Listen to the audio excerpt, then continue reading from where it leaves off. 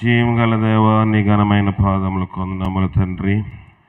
నీ సహాయం మాకు దయచేయండి తండ్రి. ఈ యొక్క దేవా పునరుద్ధాన దినములు మేము ఆదరిస్తూ ఉన్నాము, ఆచరిస్తూ ఉన్నాము, ఆరాధిస్తూ ఉన్నాము. ప్రభు, మమ్మల్ని మీరు జ్ఞాపకం చేసుకున్నాము. నీ సన్నిధి మాకు దయచేయండి. వాక్యం వినగలిగే చెవులు, గ్రహించగలిగే హృదయము మాతోటి ఉంచి బలపరచుము. నీ సన్నిధి నాకు మాతోటి దేవా తండ్రి ఎల్లప్పుడూ దేవా తండ్రి ఉండే భాగ్యము మాకు మీరు దయచేయండి. నేను పాపుల ప్రధానుడను, పరిశుద్ధుల అల్పుడను ప్రభా, నన్ను ఒక్కసారి మీరు జ్ఞాపకం చేసుకొని నీ దివ్యమైన వాక్యం ద్వారా మాతో మీరు మాట్లాడమని మా ప్రభును రక్షకుడైన క్రీస్తు ద్వారా అడిగి వేడుకొనిచున్నాం పరమ తండ్రి, ఆమెన్. 95వ పాట పాడుకుందాము. మొత్తం పాట కాదు, కొంచెమే పాడుకుందాం. 95వ పాట మొదటి శరణము 3-5, 1-3-5. అత్యున్నత సింహాసనముపై ఆసీనుడైన నా దేవ. ఆఖరి వచనం పాడినప్పుడు లేచి నిలబడదాం. 95వ పాట. అత్యున్నత సింహాసనముపై ఆసీనుడవైన దేవా, అత్యంత ప్రేమా స్వరూపివి నీవే, ఆరాధింతును నిన్నే. అత్యంత ప్రేమా స్వరూపివి నీవే, ఆరాధింతును నిన్నే. ఆహా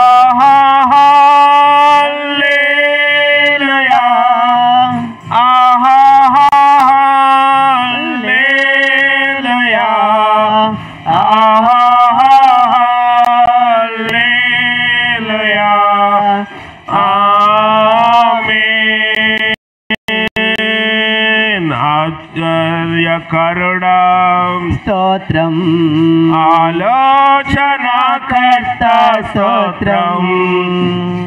బలమైన దేవా, నిత్యుడవు తండ్రి, సమాధానాధిపతి స్తోత్రం. బలమైన దేవా, నిత్యుడవగు తండ్రి, సమాధానాధిపతి స్తోత్రం. ఆహా హల్లెలూయా, హల్లెలూయా, హల్లెలూయా, ఆమేన్. స్తుతులపై ఆసీనుడ స్తోత్రం, సంపూర్ణుడా నీకు స్తోత్రం. మా ప్రార్థనలను ఆలించువాడా, మా ప్రధాన యాజకుడా స్తోత్రం. మా ప్రార్థనలను ఆలించువాడా, మా ప్రధాన యాజకుడా స్తోత్రం. హల్లెలూయా, హల్లెలూయా, హల్లెలూయా, ఆమేన్. అందరూ లేచి పడదాం. ఆమేన్ అనువాడ స్తోత్రం, అల్ఫా ఒమేగా స్తోత్రం. అగ్ని జ్వాలల వంటి కన్నులు కలవాడా, అత్యున్నతుడా స్తోత్రం. అగ్ని జ్వాలల వంటి కన్నులు కలవాడా, అత్యున్నతుడా స్తోత్రం. హల్లెలూయా, హల్లెలూయా, హల్లెలూయా, ఆమేన్. జీవము గల దేవాని ఘనమైన పాదములకు వందనములు తండ్రి. దేవాస్తుతులపై ఆసీనుడవైన తండ్రి, సంపూర్ణుడవు నీవు. ఎవరు ఈ లోకంలో సంపూర్ణులు కాలేకపోయినారు. దేవా నీ శక్తి చేత నన్ను మమ్మల్ని సంపూర్ణంగా చేసి బలపరచము. ఇంతవరకు మా పాటల్లోనూ ఉత్తర ప్రత్యుత్తరములోను దేవా చిన్న వాక్య భాగంలోను ఆరాధన పాటల్లోను దేవ ఆరంభ ప్రార్థనలోను దేవ విజ్ఞాపన ప్రార్థనలో సహాయం చేసిన రీతిగా కొద్ది నిమిషములు నన్ను కూడా నీ సులువు చోట మరుగుపరిచి నాకు మాకు కావలసిన వాక్యము దయచేయమని క్రీస్తు ద్వారా వేడుకొనిచున్నాము తండ్రి. Amen amen. దయచేసి కూర్చోనండి.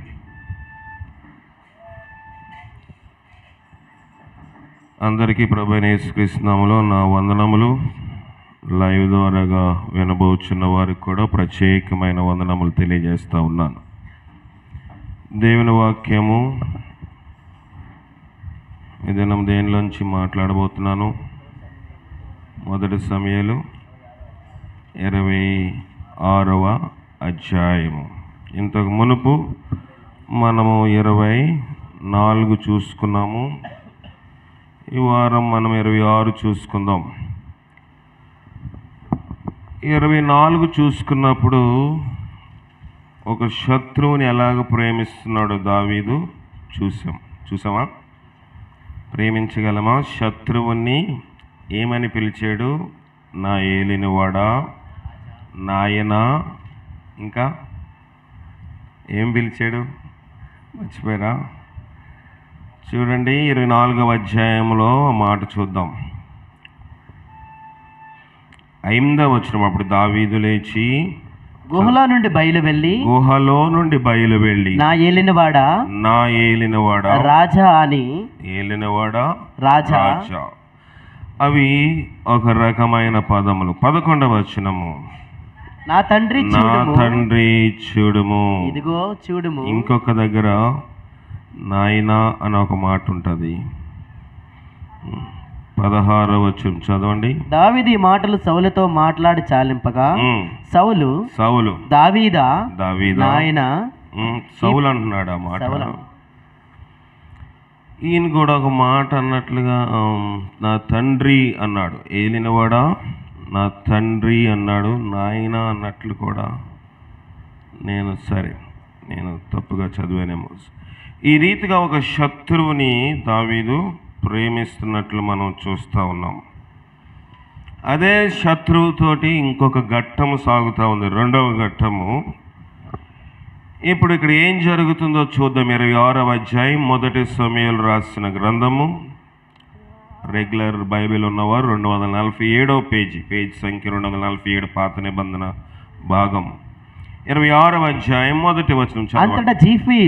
అంత జీఫీలు గిబియాలో సౌలు నద్దకు వచ్చి దావీదు యెషీమోను ఎదుట హకిల్యా మన్యంలో దాగి ఉన్నాడని తెలియజేయగా తెలియచేయగా సౌలు లేచి ఇశ్రాయేలీయులలో ఏర్పరచబడిన 3000 మందిని తీసుకుని జీఫు అరణ్యములో దావీదును వెతుకుటకు అనే ఒక అరణ్యములో దావీదును వెదుటకు జీఫు అరణ్యమునకు పోయెను. సరిపోతుంది. ఇంతకు ముందు ఏమన్నాడు దావీదు? నేను పాపము చేశాను, నాకంటే నీవే నీతిమంతుడువు, ఖచ్చితంగా నా తర్వాత నువ్వే ఇశ్రాయేలు మీద రాజు అవుతావు, రాజు అయిన తర్వాత ప్రతీకారము తీర్చుకోవద్దు, నేను వెళ్ళిపోయిన తర్వాత నన్ను బట్టి నా సంతానము నాశనము చేయవద్దని ప్రమాణము చేయించుకున్నాడు. ఈ పశ్చాత్తాపము చూసినప్పుడు దావీదు ఏం చేశారంట? ఏడ్చాడు. ఉందా? చూడండి 20వ వచనము, 19వ వచనము.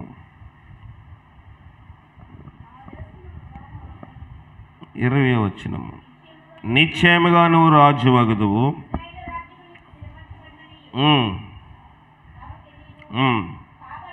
16వ వచనం. దావీదు ఆ మాటలు సౌలుతో మాట్లాడ చలింపగా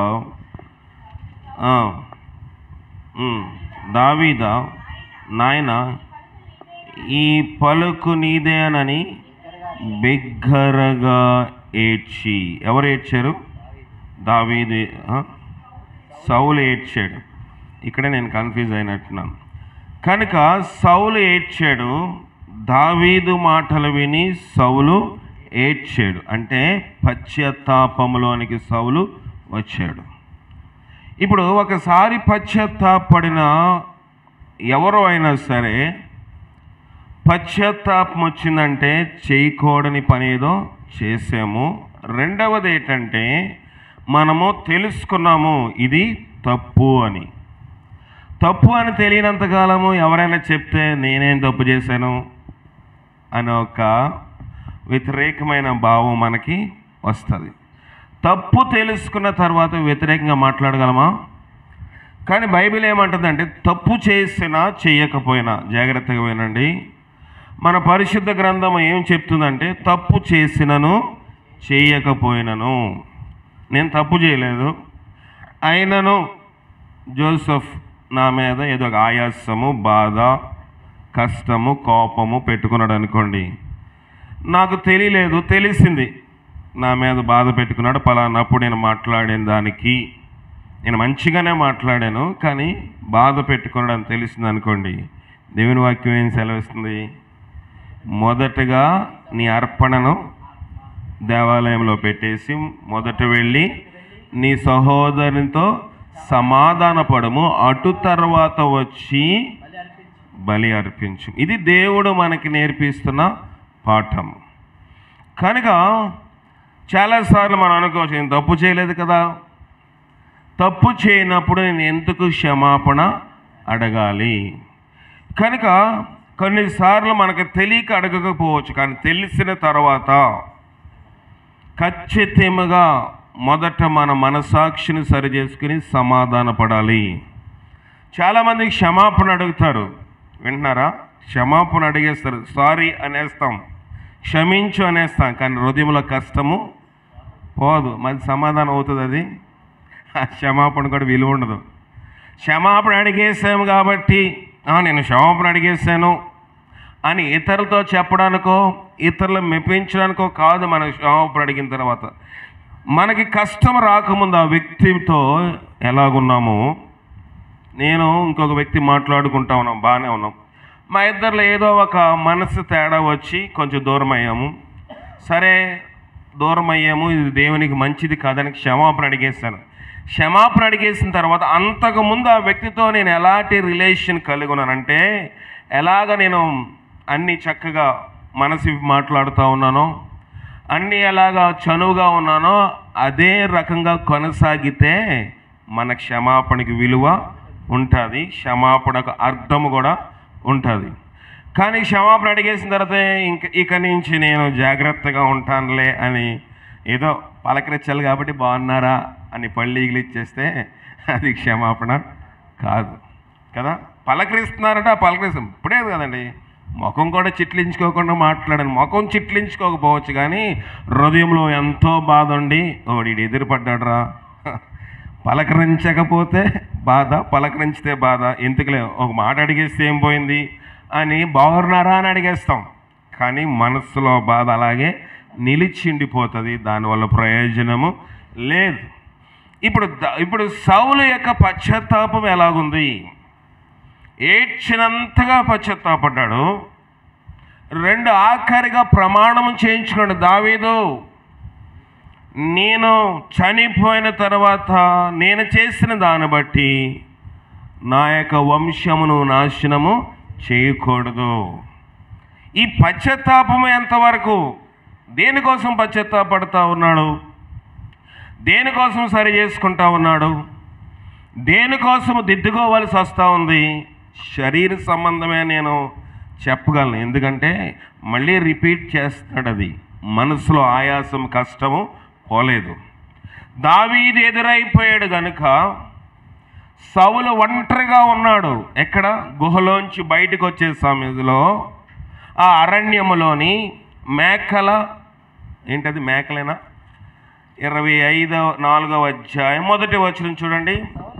ఫిలిష్తీయులను తరుముట మాని ఉమ్. తిరిగి రాగా ఉమ్. దావీదు ఉమ్. ఏన్గేది అరణ్యమందున్నాడని అతనికి వర్తమానము వచ్చెను. వచ్చెను. అప్పుడు సౌలు ఉమ్. ఇశ్రాయేలీయులందరిలో నుండి ఉమ్. 3000 మందిని ఏర్పరచుకుని వచ్చి ఉమ్. కొండ మేకలకు కొండ మేకలకు వాసములకు వాసము, శిలాపర్వతముల మీద కొండ మేకలకు నివాసం ఉండే శిలా పర్వతముల దగ్గరికి దావీదు అతని జనులకు వెతుకుటకై బయలుదేరెను. బయలుదేరాడు. కొండ మేకలకు స్థావరం అంట, అక్కడికి వెళ్తున్నాడు. అక్కడ గుహలు ఉన్నాయి. ఆ గుహల్లో నుంచి సౌలు ఒంటరిగా వస్తున్నాడు. దావీదు వెనక నుంచి పిలిచాడు. ఏమని పిలిచాడు? నా ఏలినవాడా రాజా అని పిలిచినప్పుడు సౌలు ఎలా ఉన్నాడు?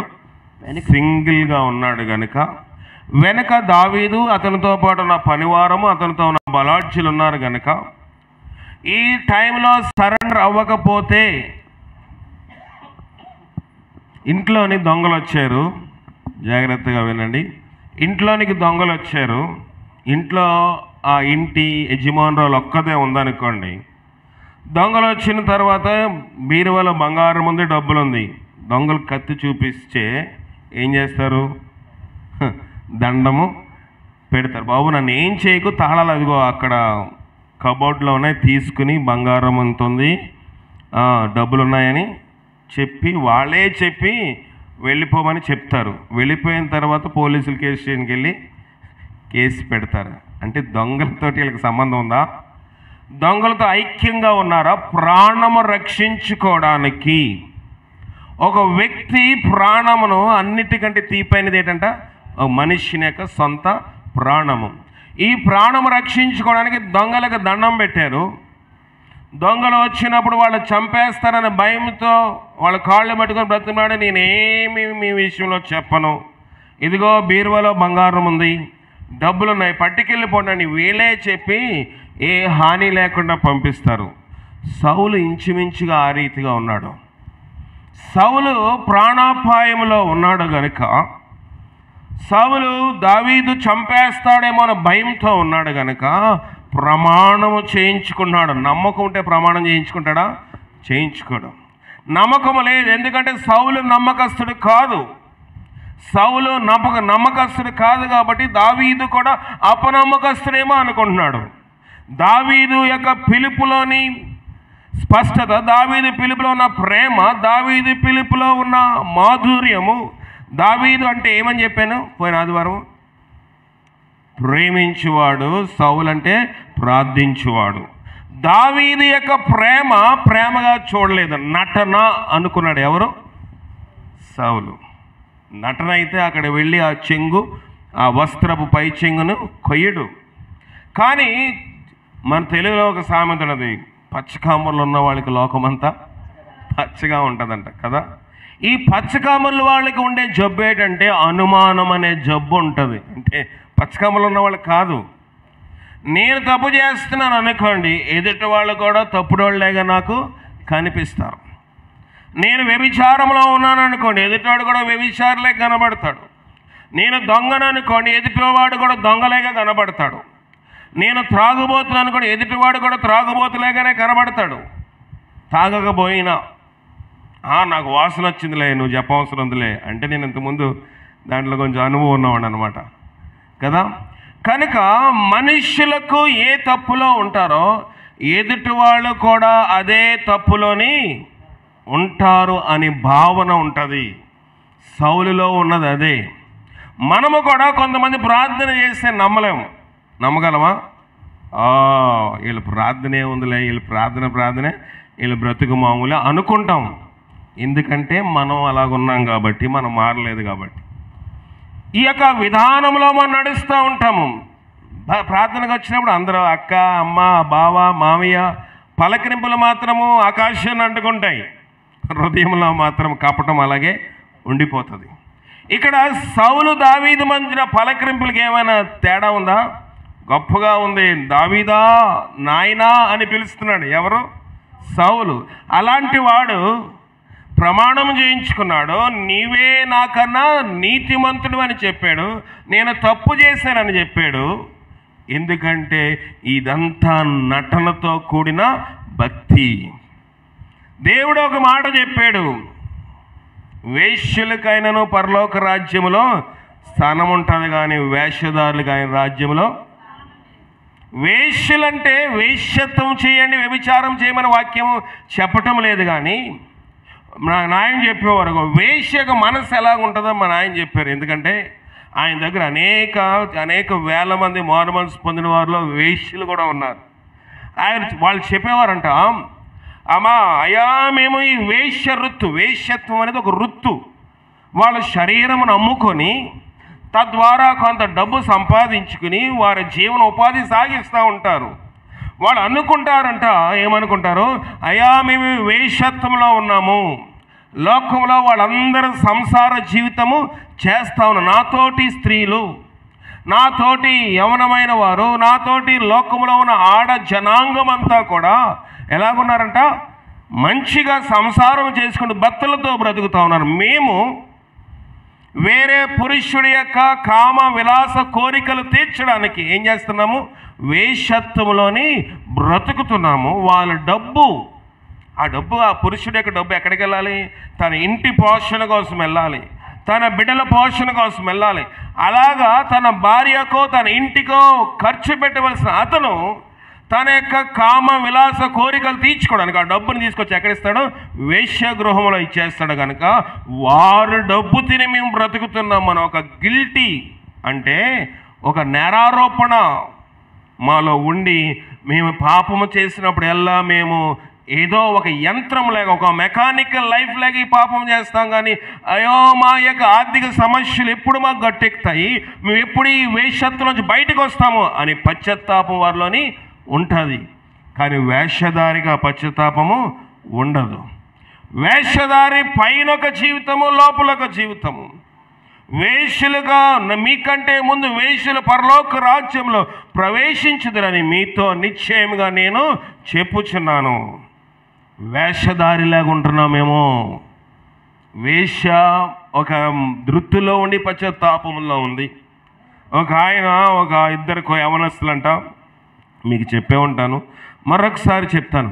ఇద్దరు యవనస్తులు చర్చికి బయలుదేరారు, చంకలో బైబిల్ పెట్టుకొని బయలుదేరుతుంటే అక్కడ చెరువు పడతా ఉన్నారు. ఏం పడుతున్నారు, చెరువు పట్టేసి వదిలేశారు, అయిపోయింది.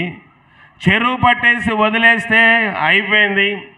అందులోకి యవనస్తుడు అంటున్నాడు, అయ్యా ఇందులో ఇంకా కొన్ని చేపలు ఉన్నాయి, అడుగులో కొన్ని చేపలు ఉంటాయి కదా, అవి నేను కొన్ని పట్టుకుంటానన్నాడు. ఇంకొక యవనస్తుడు, నీ సిగ్గులేదు, ఇవాళ ఆదివారం ప్రార్థన, పాస్టర్ గారు గంట కూడా కొట్టేశాడు, ప్రారంభ ప్రార్థన అయిపోయింది, ఇప్పటికే ఆలస్యం అయిపోయిందనే కదా మనం రోడ్డు అంటే వెళ్లకుండా పొలాల్లో నుంచి కైలోంచి చేలో అడ్డుపడి దేవుని మందిరానికి వెళ్తున్నాము అంటే, నువ్వు వెళ్తే వెళ్ళుగా నేను రానన్నాడు. ఎవరు, ఈ చేపలు పట్టుకోవాలని ఆశించిన వాడు. వీడు అన్నాడు, నువ్వు వెళ్తే గోతులను ఉండు, నేను మాత్రం ఎక్కడికి వెళ్తాను, ప్రార్థనకి చర్చికి వెళ్ళిపోతానని ఈ స్నేహితుని వదిలేసి వెళ్ళిపోయాడు. చాలా బాగుంది ఇద్దరి యొక్క సంభాషణ. వెళ్ళిపోయిన తర్వాత చర్చిలో ప్రార్థన అవుతూ ఉంది, ఆ వాక్యము సందేశము దైవజనులు అందిస్తూ ఉన్నారు. ఈయన మనసు అంతా ఎక్కడుంది, చేపలు కొంట్లాడు, ఎన్ని చేపలు పట్టేశాడో కదా, ఆడు ఎన్ని అమ్మేసుకున్నాడో. నేను కూడా ఉంటే సాయంకాలంకి ఇంట్లో కొంత కూరకో మార్కెట్కి వెళ్ళో బజార్కి వెళ్ళో ఎక్కడో కొంత విక్రయించి అమ్మి నేను కూడా ఎంతో కొంత సంపాదించేవాడిని అని మనసంతా అక్కడుంది. ఆ చేపల గుంట్లో ఉన్నవాడికి వెళ్ళకూడదంట, అయ్యో ఆడు ధన్యుడు, నేనేదో ఒక 2 చేపలు పట్టుకుందామని వచ్చాను, ఆడు చక్కగా దేవుని సందులోని వాక్యం వింటున్నాడు, నేను ఇక్కడ గుండి వాక్యమును పోగొట్టుకుంటున్నాను. ఎవరు ధన్యులు, చేపల గుంట్లో ఉన్నవాడు ధన్యుడు. అంటే మేము చేపల గుంట్లో ఉంటామంటారా? అంటే వాడు మనసాక్షి ఏమవుతుంది, నేరారోపణ చేస్తూ ఉంది. నేను ఈ చేపల గుంట్లో ఉండిపోయాను, ఈ ఆదివారం ప్రార్థన పోగొట్టుకున్నాను, నా సహోదరుడు నా స్నేహితుడు ప్రార్థనకి వెళ్ళిపోయాడు, వాడు ధన్యుడు అనుకుంటున్నాడు. వీడు అనుకుంటున్నాడు, నేను ప్రార్థనకు వచ్చాను, ప్రతి ఆదివారం చెప్పే వాక్యమే కదా, ప్రతి ఆదివారం ఉండేది కదా, ఈ ఆదివారం పోగొట్టుకుంటే ఏమైపోయింది, వాడుకున్న బుద్ధి నాకు లేదు అని భౌతిక సంబంధంగా ఆలోచిస్తున్నాడు. శరీరము కట్టే లేకపోతే దేహము మందిరంలో ఉంది, కానీ మనస్సు ఆ చేపల చెరువు మీద ఉండిపోయింది. ధన్యతరే అలాగ మనం ఏం చేస్తాం, కొన్నిసార్లు పోగొట్టుకుంటాం. దేవుని మందిరమునకు వచ్చి కూడా ధన్యత లేదంటే ఈ దినం అక్కడ పని ఉండిపోయింది, ఈ దినము నాట్లేస్తున్నారు, ఈ దినము కోతగా వస్తున్నారు, ఈ దినమందు ఇంకా అక్కడికి వెళ్తే కొంత డబ్బులు ఇస్తున్నారు, ఈ దినమందు ఆ పెళ్ళికి వెళ్తే గిన్నెలు కూడా ఇస్తున్నారు, అందరూ మంచిగా కొత్త చీరలు కట్టుకుని వెళ్ళారు, నాకు ఆ భాగ్యం లేదు, సార్ చూస్తే అడుగుతాడు అని వచ్చాను. మనసు ఎక్కడుంది? పెళ్లి మీద ఉంది. అవునా కదా చెప్పండి. మనసు అందరిలో కనబడాలి. అందరూ ఎంత సంతోషిస్తున్నారు, వాళ్ళందరూ వచ్చారు, వాళ్ళు కూడా వచ్చి ఉంటారు. మనం చర్చికి రాకముందే పలానా వచ్చి, ఏమా నువ్వు రాలేదంటే, చర్చ్ అండి మేము వచ్చాము, నువ్వు వస్తే బాగుండేది, అందరూ సంతోషంగా మాట్లాడుకుంటామని అక్కడ 2 నవ్వులు మనకి చెవులో వినబడ్డాయి అనుకోండి, మనసంతా నవ్వుల మీదకి పోతుంది. ఇక్కడ వాక్యం అంతా ఏమీ ఎక్కదు. కనుక ధన్యత పోగొట్టుకుంటున్నాం. పెళ్ళికి వెళ్ళలేదన్న ఒక మాట ఒకటే ఇక్కడ మిగిలిపోయి మనం ఇక్కడ కూర్చుని ఉండొచ్చు. ఆ ఫంక్షన్కి వెళ్ళలేదు, శుభకార్యానికి వెళ్ళలేదు, కథకార్యానికి వెళ్ళలేదని ఆ ఒక్క మాట చేత ఇక్కడ ఉండిపోతున్నాము. కానీ మనసంతా అక్కడ ఉంటే దేవుడు ఒక మాట చెప్పాడు, నువ్వు పరస్త్రీని మోహపు చూపుతో చూస్తే అప్పుడే ఆమెతో వ్యభిచారము. శరీర సంబంధం అవసరం లేదు, ఆత్మ సంబంధంగా నేత్రములు చెడిపోయిన వ్యభిచారం అన్నప్పుడు ఆత్మ సంబంధంగా మనం ఒక ఫంక్షన్కి వెళ్ళకపోయినా ఆ ఫంక్షన్కి వెళ్తే బాగుండును. మా పాస్టర్ గారు ఒప్పుకోలేదనో ప్రార్థననో ఆదివారం మనం ఇక్కడ కూర్చుంటే నువ్వు కూడా ఫంక్షన్కి వెళ్ళి కూర్చున్నట్లే. అవునా కదా? దీంట్లో ఎలాంటి తేడా లేదు. ఇక్కడ సౌలు యొక్క జీవితం ఆ రీతిగా ఉంది, సౌలు యొక్క బ్రతుకు ఆ రీతిగా ఉంది. కనుక ఏమవుతుందో చూద్దాము. 26వ అధ్యాయము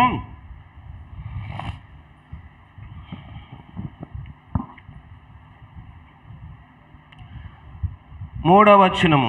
సౌలు యెషీమోను ఎదుటనున్న హకీలా మన్యమందు త్రోవ ప్రక్కన దిగగా దావీదు అరణ్యములో నివసించుండి తను పట్టుకున్న వలన సౌలు అరణ్యమునకు వచ్చినని విని వేగుల వారిని పంపి నిశ్చయముగా సౌలు వచ్చినని తెలుసుకొనెను. అరణ్యములోకి వచ్చినని దావీదు తెలుసుకొనెను. తరువాత దావీదు లేచి సౌలు దండు దిగిన స్థలము దగ్గరకు వచ్చి సౌలునకు సైన్యాధిపతి నేరు కుమారుడైన అబ్నేరును పరుండి ఉండగా వారున్న స్థలము కనుగొనెను. సౌలు దండు క్రొత్తలములో పండుకొనగా దండువారు అతని చుట్టూ నుండిరి. దావీదు సౌలు దగ్గరకు వచ్చినప్పుడు సౌలునకు సైన్యాధిపతి నేరు కుమారుడైన అబ్నేరు పరుండి ఉండగా అందరూ ఏం చేస్తారంట? పండుకున్నారు, అంటే నిద్రపోతూ ఉన్నారు. ఈ నిద్రపోతున్న సమయంలో ఏం జరిగింది? వారున్న స్థలమున కనుగొనెను. సౌలు దండు క్రొత్తలములో పండుకొనగా దండువారు అతని చుట్టూ ఉండిరి. కొత్తాళము అంటే టెంట్ లాంటిది, ఒక గుడారం లాంటిది. రాజులు ఎక్కడికి వెళ్ళినా ఒకవేళ మధ్యలో ఆగి విశ్రాంతి తీసుకోవాల్సి వస్తే అక్కడ ఒక గుడారం వేస్తారు, సెక్యూరిటీతో కూడింది.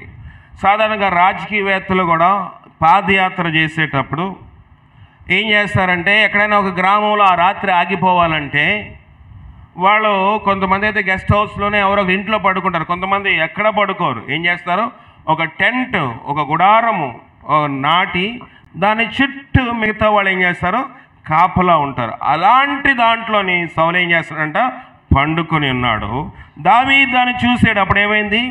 అప్పుడు దావీదు పాలెంలోనికి సౌలు దగ్గరకు నాతో కూడా ఎవరు వత్తురని హిత్తీయుడైన అహీమెలెకును సెరూయా కుమారుడును యోవాబునకు సహోదరుడునకు అబీషైను అడుగగా నీతో కూడా నేనే వత్తునని అబీషైను. దావీదు అన్నాడు, నేను సౌలు టెంట్ లోకి వెళ్తాను, నాతో పాటు ఎవరు వస్తారు అడిగితే ఎవడన్నాడంటే అభిషై మాత్రమే దావీదుతోటి నేనే వస్తానని చెప్పాడు. వెళ్ళారు. ఏమైంది చూద్దాం. దావీదు అభిషైను రాత్రి వేళ ఆ జనుల దగ్గరకు పోగా సౌలు దండు క్రొత్తలములో పండుకొని నిద్రపోవచ్చుండెను. అతని ఈటె అతని తలగడ దగ్గర నేలను నాటి ఉండెను. అబ్నేరును జనులను అతని చుట్టూ పండుకొని ఉండిరి.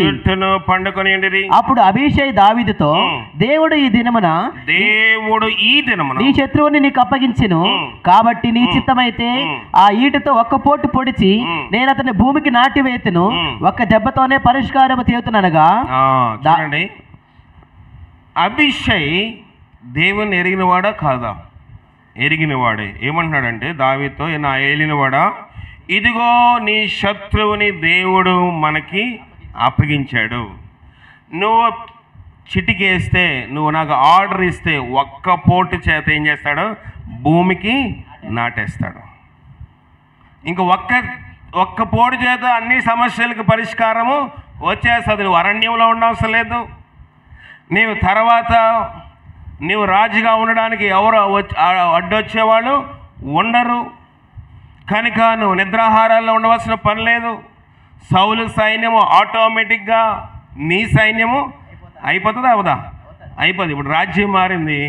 పాత వాళ్ళందరూ ఇటు వచ్చేస్తారు, ఇటు వచ్చేస్తారా? ఏ ప్రభుత్వం ఉంటే ఆ ప్రభుత్వానికి నమస్కారం చేయాలి, ఆ ప్రభుత్వం యొక్క విధుల ప్రకారము నడుచుకోవాలి.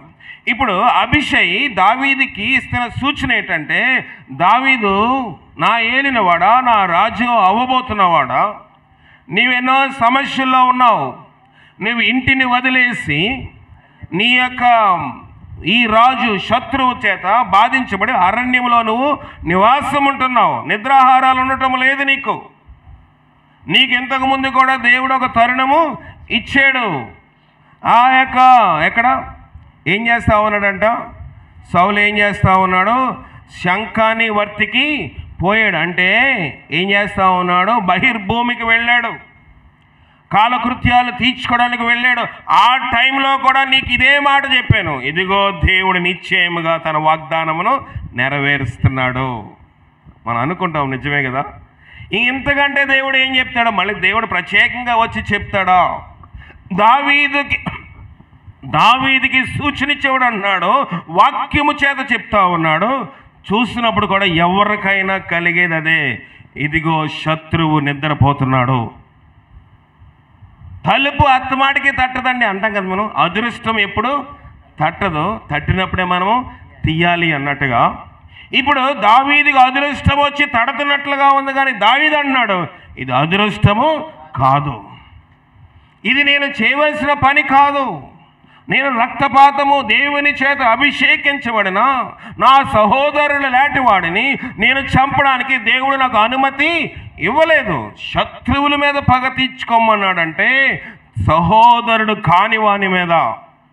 ఇతడు దేవుని చేత అభిషేకించబడినవాడు, ఇంకా అభిషేకం అతని మీద నిలిచి ఉంది, ఇంకా అతను రాజుగా ఉన్నాడు. ఎంతకాలం అండి?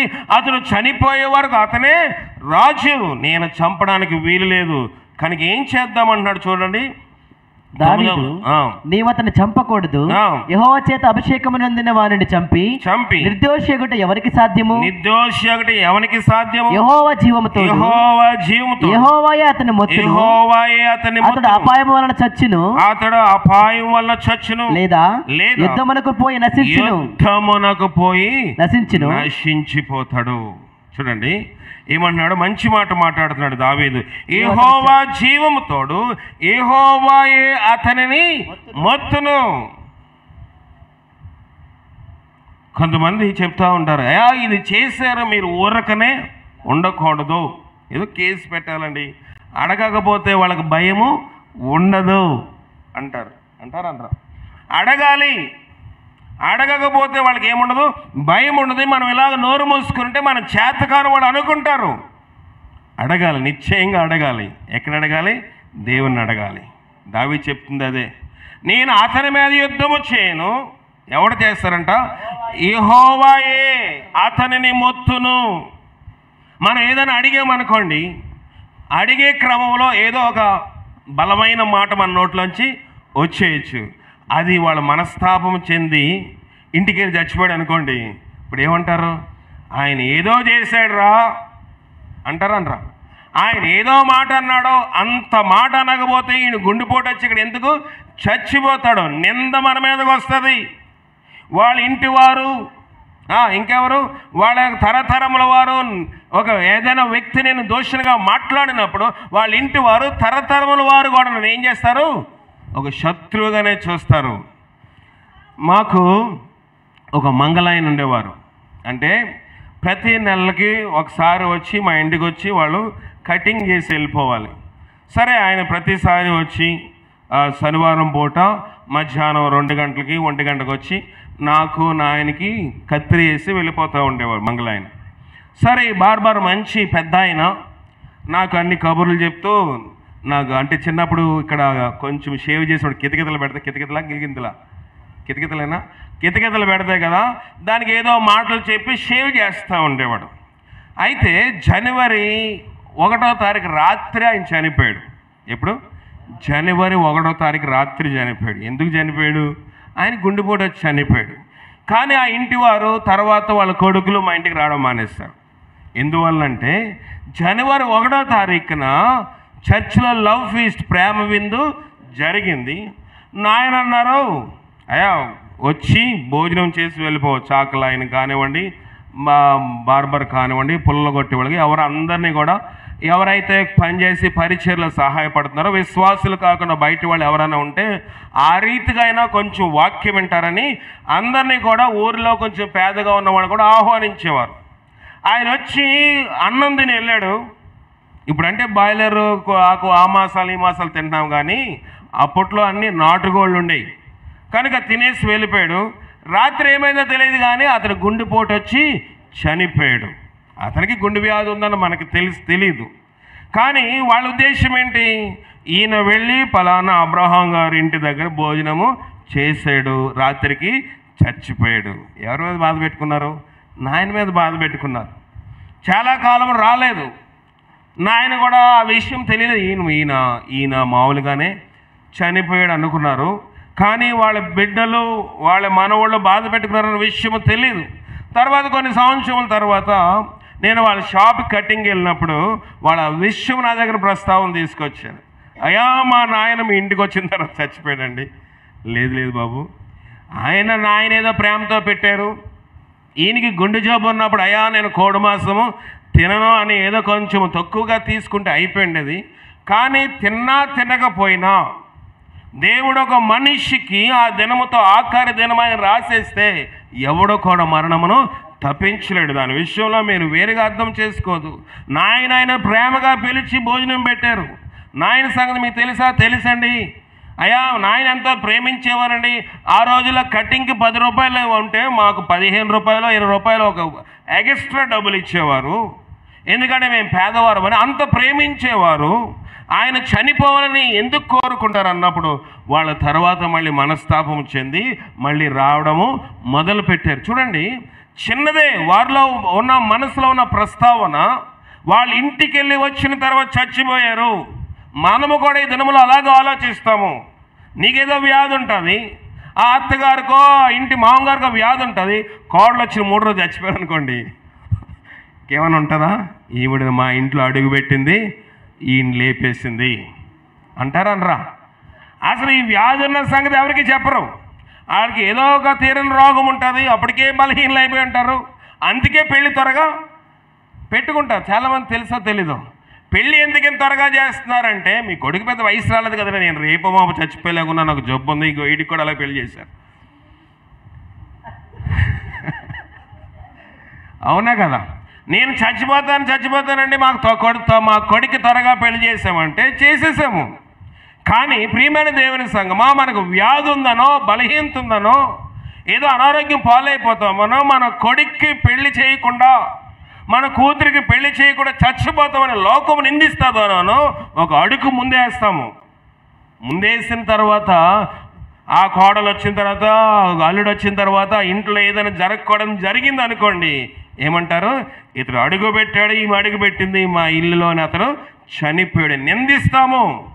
నిందించడము మన సహజ స్వభావం అయిపోయింది. అయ్యో నాకు వ్యాధి ఉంది అందుకే నేను చచ్చిపోయాను, అయ్యో నా తండ్రికి నా తల్లికి వ్యాధి ఉంది, అందుకే వాళ్ళు చచ్చిపోయారు, అందుకే కదా నా పెళ్ళి అంత త్వరగా హుటాహుటిన నా పెళ్ళి యొక్క ముహూర్తమో లేదా మంచి గడియ పెట్టి పెళ్లి చేశారని ఎవరైనా అనుకుంటారా? అనుకోరు. లోకము ఆ రీతిగా వ్యవహరిస్తూ ఉంది, లోకము ఆ రీతిగా వెళ్ళిపోతూ ఉంది. ఇక్కడ మనం సౌలును చూసినట్లయితే సౌలులో దావీదులోని సౌలులో వారి ప్రస్తావనలో వస్తున్న మొదటి మాట ఏంటంటే, యెహోవా చేత అభిషేకం నొందిన వారు నేను చంపను. 11వ వచనము, నేను చంపను, అలాగున నేను చేయకుండా యెహోవా నన్ను ఆపునుగాక. అయితే అతని తల దగ్గర ఈటెను నీలముడిని తీసుకుని మనం వెళ్ళిపోదాము రమ్మని దావీదు అభిషైతో చెప్పాను. ముందేమన్నాడు? పై వచనము, యెహోవాయే అతనిని మొత్తును, అతడు అపాయం వల్ల చచ్చును లేదా యుద్ధమునకు పోయి నశించును. నేను అతను చంపను, ఏ దేవుడే మొత్తుతాడు. ఇంకేం చేస్తాడంట? యుద్ధమునకు పోయి అంటే శపిస్తున్నాడా దావీదు? చెప్పండి, శపిస్తున్నాడా? ఎవడైనా ఒక కీడు చేసినప్పుడు లేఖనం చెప్తా ఉంది, బైబిల్ చెప్తా ఉంది, ధర్మశాస్త్రం చెప్తా ఉంది, ఇలాంటి కీడు చేసేవాడు ఇలాగా చచ్చిపోతాడు. ఇలాగ కీడు చేసేవాడిని దేవుడే నిశ్చయముగా మొత్తును. ఇలాంటి దుర్మార్గము చేస్తున్నవాడు యుద్ధములో చచ్చిపోతాడు. లేదా దావీదుకి ఏం తెలుసు? దావీదేమి ప్రవక్త దావీదు కాదు. దావీదు రాబోయే దినములో రాజు అవబోతా ఉన్నాడు, కానీ ఒక ప్రవక్తలాగా ప్రకటన చేస్తున్నాడు. ఎందుకంటే బైబిల్ తెలుసు దావీదుకి, మోషే ధర్మశాస్త్రం తెలిసినవాడు, మోషే ఆజ్ఞలు తెలిసినవాడు కనుక నిశ్చయముగా నేను చేయని దానికోసము, నేను మంచి చేశాను కాబట్టి, నేను కీడు చేయలేదు కాబట్టి నన్ను ఇతడు ఒక అసూయ చేత తరుముతున్నాడు కనుక దేవుడే అతనిని మొత్తును. దేవుని చేతికి విడిచిపెడితే మనకు విరోధి ఎవరు? మన కలహానికి వెళ్తే మనం విరోధులం అయిపోతాం. ఒకవేళ దేవుడే మొత్తారనుకోండి, ఆలయం మన దగ్గరికి వస్తారా? రారా? వస్తారు. అనేకమైన కార్యములు దేవుడు నా బాల్యకాలం నుంచి చూస్తూ ఉన్నాను. నా ఆయన దగ్గర కానివ్వండి, నేను సేవలో ఉన్నప్పుడు కానివ్వండి, ఏదైనా విషయంలోని ఏదైనా కలహం వచ్చినప్పుడు, నేను తగ్గున్నప్పుడు కొన్ని దినములకు దేవుడు వారిని నడిపిస్తాడు. అయ్యా మేము ఈ విషయంలో మిమ్మల్ని తప్పుగా అర్థం చేసుకున్నాం, మీ విషయంలో అనవసరంగా ఒక మాట ఎక్కువగా మేము మాట్లాడేసాము, మా యొక్క ఉడికిపోతానమో, మా యొక్క ఉగ్రత వలన, మా యొక్క పొగరబోతాను వల్ల ఈ మాటలు మేము ఉచ్చరించాము. దేవుడు మన దగ్గరికి వాళ్ళని తీసుకొస్తాడు. వాళ్ళు అప్పటికీ రాకపోతే ఏమైపోతారంట? చనిపోతారు. అనేక మంది చనిపోవడానికి కారణము ఇదే. దేవుని సన్నిధిలోని దేవుడు ఒక తరుణం ఇస్తాడు. అంతకుముందు మనం ఆశా గురించి విన్నాం. ఆశా తప్పు చేసిన వెంటనే దేవుడు వెంటనే అతనికి వ్యాధి తీసుకొచ్చాడా? తీసుకురాలేదు. ఆశా తప్పు చేశాడు. తప్పు చేసినప్పుడు ఆశ ఏం చేశాడంట? ప్రవక్తను పంపించాడు. కానీ ఆ సమయంలోనే ఆశ కొన్ని పనులు చేశాడు. ఆ మాట చూద్దాం. చూడండి, 15వ అధ్యాయము 16వ అధ్యాయంలో ఉంటుంది.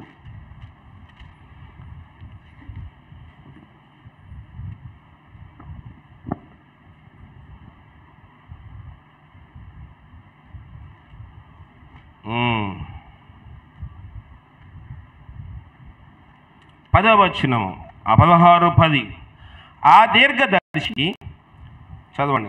2వ దినవృత్తాంతం 16వ అధ్యాయం 10వ వచనం. 2వ దినవృత్తాంతం 16వ అధ్యాయం 10వ. ఆ దీర్ఘదర్శి అట్లు ప్రకటించినందుకు ఆశ అతని మీద కోపగించి రౌద్రము చూపి అతనిని బందీగృహములో వేసి ఇదిగాక ఆ సమయమందే ఆశ జనులలో కొందరిని బాధపరిచెను. ఏం చేశారంట? కొందరిని బాధపరిచెను. దేవుని సేవకుడే కాదంట, జనుల్లో కూడా కొందరిని ఆశ బాధపట్టాడు. భక్తి ఎప్పుడైతే మనకు తక్కువైపోతుందో ఇతరులు మనం ఏం చేస్తాము? బాధ కలిగిస్తాం. దేవుడిని మొదటగా బాధ కలిగిస్తాము, లేదా దైవజనుని బాధ కలిగిస్తాము. ఇది సర్వసాధారణం. కానీ భక్తి లోతు తగ్గిపోయినప్పుడు, అంతకుముందు ఆశ ఎలాగున్నాడు? అందరినీ సంతోష పెడుతున్నాడు, ప్రజలు శ్రేయాభిలాష చూసినవాడు, ప్రాకారము గల పట్టణంలో యోధా వారికి కట్టించినవాడు, తన రాజ్యంలో ఉన్నవా ఎవరు కూడా కష్టం అనుభవించడం ఆశ చూడడానికి ఇష్టపడినవాడు కాదు. కానీ ఇప్పుడు ఆసా జనుల్లోని కొందరిని బాధ పెట్టాడు. మనం అనుకుంటాము. అందుకే దావీదు అంటాడు, నా మూర్ఖత వలన కలిగిన నా గాయములు దుర్వాసన గలవై స్రవించుచున్నవి. మూర్ఖత మందనుకుంటే, నేను ఎవరెడలైనా కఠినంగా వ్యవహరిస్తే, ఎవరెడలైనా నేను కొంచెము విడ్డూరముగా ప్రవర్తిస్తే దానివల్ల నాకే శ్రమ అని దావీదు చెప్తాడు. నేను మూర్ఖంగా ప్రస్తావించాను, మూర్ఖంగా ప్రవర్తించాను. ఆసా కూడా మూర్ఖంగా ప్రవర్తించాడు.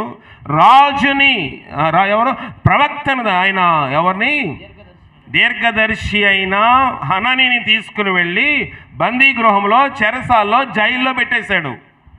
జైల్లో పెడితే అంతటితో ఆగిపోయింది అనుకున్నాడు. ఇంకా బాబు ఏంట్రా నువ్వు చేసిన పని, రాజుకి సలహాలు ఇచ్చేవాళ్ళు చాలామంది ఉంటారు కదా. అతను పర్సనల్గా ఉన్నప్పుడు మాట్లాడితే, ఓహో నువ్వు కూడా ఆ పార్టీ అయినా, ఈయన కూడా తీసుకెళ్ళి లోపలేసేయండి. ఈ రీతిగా ఆస తనకు అడ్డు చెప్పిన వారందరినీ బాధ పెడుతూ వచ్చాడు. ఎక్కడుందంట జబ్బు? పాదములలో. పాదం అంటే అరికాల దగ్గర జబ్బు ఉంది, అరికాల దగ్గర బలహీనత ఉంది. అరికాల దగ్గర ఏం బలహీనత వస్తుంది? అరికాల్లో బలహీనత ఏమో తిమ్మిరెక్కుతుంది. అరికాల్లో బలహీనత ఏముంటుందంటే సాధారణంగా తిమ్మిరిగా ఉంటుంది. తిమ్మిరంటే స్పర్శ లేకుండా ఉంటుంది. స్పర్శ లేనప్పుడు మనం ఎక్కడ నడిచినా మనకి సరిగా తెలీదు. కొన్నిసార్లు మంట వస్తుంది అరికాల్లోని, లేకపోతే కొన్నిసార్లు నడవలేని పరిస్థితి ఏర్పడుతుంది. అరికాల్లోని కొన్నిసార్లు గాయమై ఎప్పుడో ముళ్ళు దిగితే కొంతకాలానికి ఏదో కాయ కాసి మనం అడుగు పెట్టి నడవలేనిగా ఉంటుంది. కనుక అరికాల్లో బాధ తట్టుకోలేని విధంగా ఉంటుంది. ఎందుకంటే ఎక్కడికైనా వెళ్ళాలంటే మనిషి అరికాల మీదే పాదముల మీదే ఆధారపడతాడు కనుక నడవలేని పరిస్థితి ఏర్పడుతుంది. కనుక ఇక్కడ మనం చూసినట్లయితే ఆసా మూర్ఖత వలన కలిగిన గాయముల వలన దుర్వాసన గలవై స్రవిస్తూ ఉన్నాయి. పాదముల్లో జబ్బు వచ్చింది, అయినను పశ్చాత్తాపము రాలేదు. ఇక్కడ సౌలులో కూడా పశ్చాత్తాపం వచ్చినట్లుగా వస్తుంది. ఆపద మొక్కుతూ ఉన్నాడు. సౌలులాగా ఉన్నామేమో మనము. కష్టం వచ్చినప్పుడు అయా నా కోసం ప్రార్థన చేయండి, సంగమా నా కోసం ప్రార్థన చెయ్యి, నేను ఇలాగున్నాను, ఇంతకాలం దేవుని సంధి పోగొట్టుకున్నాను, ఇంతకాలం నేను లోకంలో జీవించాను, దేవుని సంధికి రావాల్సి తెలిసి కూడా సమయం ఉండి కూడా నేను నిర్లక్ష్యం వహించాను, ఇక నుంచి అలా ఉండను అంటాం. ఇప్పుడు కష్టము నుంచి గట్టు లేదా ఒడ్డెక్కే వరకు, ఒడ్డెక్కిన తర్వాత ఏ లింగం అంట? బోర్డు లింగం అన్నాడంట. కనుక ఆ రీతిగా మనము లోకంలో జీవిస్తూ ఉన్నాము. సౌలు కూడా ప్రాణాపాయ స్థితిలో పోయిన తర్వాత ఎందుకు అతను వదలాలి? ఏదో వేళ ఏదో కొంచెం నాకు అర్జెంట్ అయి వెళ్ళాను కానీ మళ్ళీ నాకు ఎప్పుడు అర్జెంట్ కాదనుకుని అన్నీ సిద్ధం చేసి వెళ్ళుకున్నాడు. వెళ్ళిన తర్వాత అతనికి గాఢ నిద్ర పట్టేసిన తర్వాత చదవండి ఏం చేశాడు దావీదు? ఈటెను నీలబొడ్డుని తీసుకొని వారిద్దరు వెళ్ళిపోయి యెహోవా చేత వారందరికి గాఢ నిద్ర కలుగగా వారిని ఎవడనూ నిద్ర మేలుకొనలేదు, ఎవడనూ వచ్చిన వారిని చూడలేదు. జరిగిన దాన్ని గుర్తుపట్టిన వాడెక్కడనూ లేడు. తరువాత దావీదు అవతలకు పోయి దూరముగానున్న కొండ మీద నిలిచి ఉభయల మధ్యను చాలా ఎడముండగా జనులను నేరు కుమారుడైన అబ్నేరును వినున్నట్లు, అబ్నేరు నువ్వు మాట్లాడవా అని కేక వేయగా అబ్నేరు కేకలు వేసి రాజును నిద్రలేపు నీవెవడవని అడుగెను. అందుకు దావీదు నువ్వు మగవాడవు కావా? ఇశ్రాయేలులో నీ వంటి వాడెవడు? నీకు యజమానుడుగు రాజునకు నీవెందుకు కాపు కాయకపోతివి? నీకు యజమానుడుగు రాజును సంహరించుటకు జనులలో ఒకడు చేరువనే వచ్చెను. నీ ప్రవర్తన అనుకూలము కాదు, నీవు శిక్షకు పాత్రుడివే. యెహోవా చేత అభిషేకము నొందిన నీ ఏలిన వానికి నీవు రక్షకరముగా నుండలేదు. యెహోవా జీవము తోడు నీవు మరణ శిక్షణకు పాత్రుడవు. రాజు యొక్క ఈట ఎక్కడనున్నదో చూడుము, అది అతని తలగడ ఎద్దనున్న నేలబొడి ఎక్కడ ఉన్నదో చూడుము అని పలికెను. సరిపోతుంది. ఇప్పుడు దావీదు నీళ్ళబుడ్డిని ఈటను తీసుకుని వెళ్ళిపోయిన తర్వాత ఎవరికి మెలకువ రాలేదంట. అంటే ఎంత బాగా వాళ్ళు నిద్రపోతున్నారు అంటే బాగా అలసిపోయి ఉన్నారు, కొండల్లోని వాళ్ళు ప్రయాణం చేస్తున్నారు. రెండవది అక్కడ మనం అక్కడ ఉన్న ఒక మాట ఏంటంటే ఎవరను అక్కడ జరిగింది గుర్తు పట్టలేదు. అంటే ఇక్కడ ఏదైనా వస్తువు పెట్టాము, ఇక్కడ ఎప్పుడో ఇక్కడ ఫ్యాన్ ఉంటుంది, నేను వచ్చినప్పుడు ఆ ఫ్యాన్ లేదనుకోండి, నాకు వెంటనే ఏముంటుంది, ఇక్కడ ఫ్యాన్ ఉండాలి కదా, ఏమైంది అని గుర్తు రావాలి. రాలేదు అంటే దాని మీద నాకు ఏమి తలుపు లేదు, దాని మీద నాకు ఉద్దేశం లేదు. ఇప్పుడు రాజు ఒక శత్రు మీదకి యుద్ధానికి వెళ్తున్నాడు. సాధారణంగా నిద్ర లేచిన వెంటనే రాజుకి కావాల్సింది ఏంటి?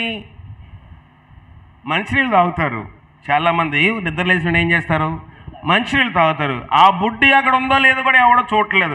రాజుగారు మంచినీళ్ళు అడిగారు, గబుక్కని నీ బుడ్డి ఎక్కడో పెట్టేస్తాం అనుకుని ఎవడో నీళ్ళు తీసుకొచ్చి ఇచ్చేసి ఉండాలి. ఇప్పుడు వాళ్ళు బయటికి బయలుదేరాలంటే ఈట ఎక్కడుందో చూడాలి. దానికి కాపలా కాసేవాడు ఎవడు? దానికి కాపలా కాసే మనిషి పేరు అక్కడ రాసి చూడండి, అబ్నేరు. అబ్నేరుకి కూడా అతను ఒక సెక్యూరిటీ ఆఫీసరు. అతను కూడా దాన్ని చూడలేదు. అందరు లేచారు, చక్క మొక్కలు కడుక్కున్నారేమో, బయలుదేరిపోదామని కూర్చుని మాట్లాడుకుంటా ఉన్నారు. ఈ లోపు ఇక్కడికి అంటే సౌలు ఉన్న ప్రదేశానికి దావీదు ఉన్న ప్రదేశానికి చాలా దూరం ఎడమకి వెళ్ళిపోయి అక్కడి నుంచి గట్టిగా కేక వేసి దావీదు అడుగుతా ఉన్నాడు, అబ్నేరు నువ్వు రాజు యొక్క రక్షణ సంబంధమైన ఏమంటున్నాడు, నువ్వు రాజు యొక్క సైన్యాధిపతివి, రక్షించేవాడివి. అందుకు దావీదు, నీవు మగవాడవు కావా? ఇశ్రాయేలులో నీ వంటి వాడెవడు? ఎవడు? నీకు యజమానుడికి రాజునకు నీవెందుకు కాపు కాయకపోతేవి? కాపు కాయ ఇతని సెక్యూరిటీ కోసం ఇతనికి ఎందుకు అవసరం అంటారా? శత్రువు యొక్క సెక్యూరిటీ కోసము ఎవరు మాట్లాడుతున్నారు? దావీదు మాట్లాడుతున్నాడు. మాట్లాడతామా? పోయిన వారం మనము అంతకుముందు ఒక వారంలో మనము చూసుకున్నది ఏంటంటే, దావీదు శత్రువు ఎదుట సాష్టాంగపడ్డాడు, నా తండ్రి అని పిలిచాడు, తర్వాత నా ఏలినవాడు అని పిలిచాడు, రాజా అని పిలిచాడు. శత్రువుకి ఏం చేస్తున్నాడు? నష్టము చేయనని ప్రమాణము చేశాడు. ఇప్పుడు అదే శత్రువు దగ్గర ఉన్న సైన్యాధిపతికి ఒక వార్నింగ్ ఇస్తున్నాడు, నీ యజమానుడను రాజు నువ్వు ఎందుకు కాపు కాయకపోతివి? నువ్వు ఉద్యోగంలో ఉన్నావు. ఎవరన్నా చెప్పగలరా అలాగా? నువ్వు మంచి పని చేస్తావు అని పిలువు. ఎవరిని? అభినయని పిలవరా? అభిషేక్ చెప్పి, అభిషేక్ వెళ్ళి అభినయని పిలుచుకురా, పిలుచుకొచ్చిందా, నీకు ఎంత కావాలో చెప్పు.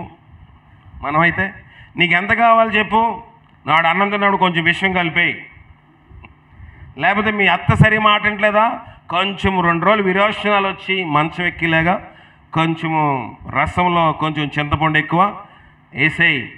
ఇలాంటి మాటలు మనం దొంగలు ఉన్నట్టున్నారు, నవ్వుతున్నారు కదా.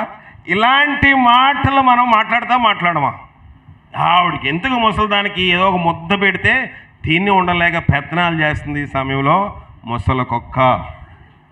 మాట్లాడరా?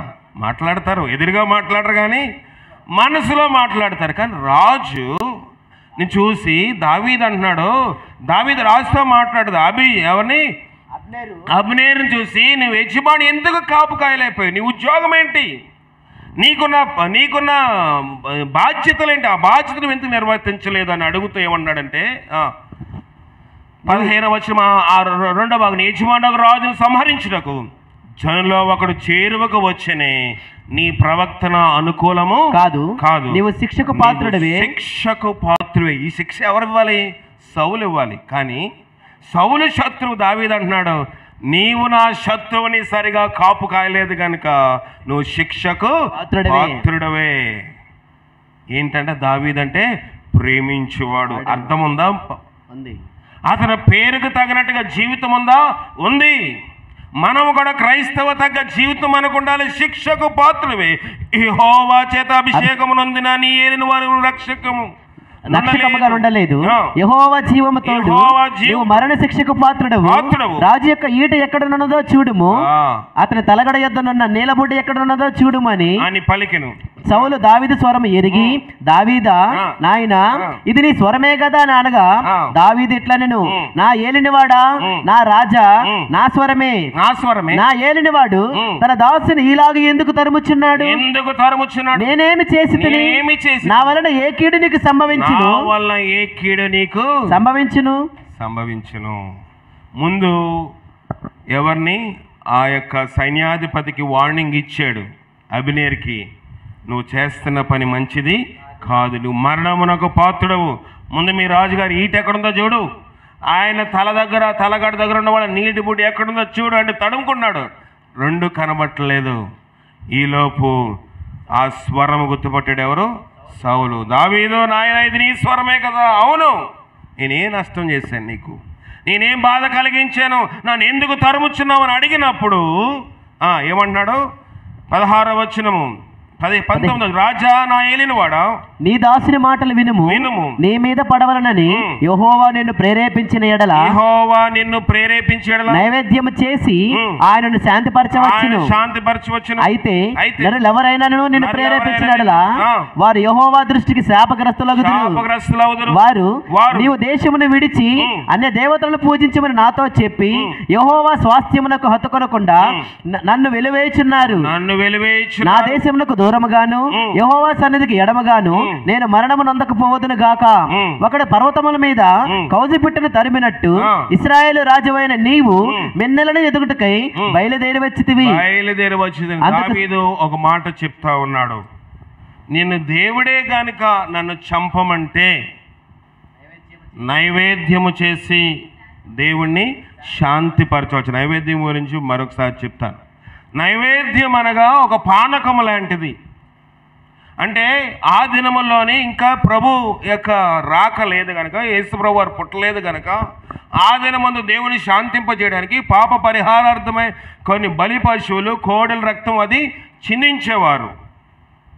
ఈ నైవేద్యము ఒక దేవుని ఉగ్రతను తగ్గించడానికి ఆ దినములో నైవేద్యమును దేవునికి ఇచ్చేవారు.